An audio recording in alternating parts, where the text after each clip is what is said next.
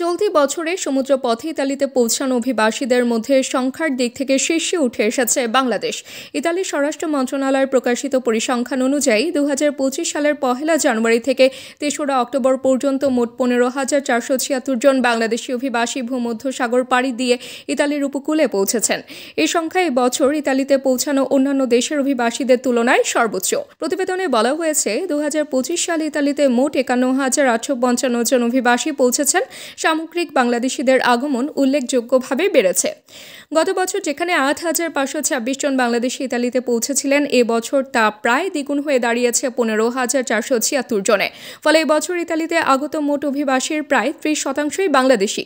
এর প্রবণতা ভূমধ্যসাগর হয়ে ইতালিতে অভিবাসন প্রবাহে একটি গুরুত্বপূর্ণ পরিবর্তনের ইঙ্গিত দিচ্ছে। আফ্রিকার দেশগুলোর তুলনায় এখন দক্ষিণ এশিয়ার দেশগুলো, বিশেষ করে বাংলাদেশ থেকে অভিবাসীর সংখ্যা দ্রুত বাড়ছে। 2025 সালের মে থেকে সেপ্টেম্বর পর্যন্ত সময়টি ছিল অভিবাসনের প্রধান মৌসুম। সেপ্টেম্বর মাসের সর্বোচ্চ 8,315 জন অভিবাসী ইতালিতে পৌঁছান।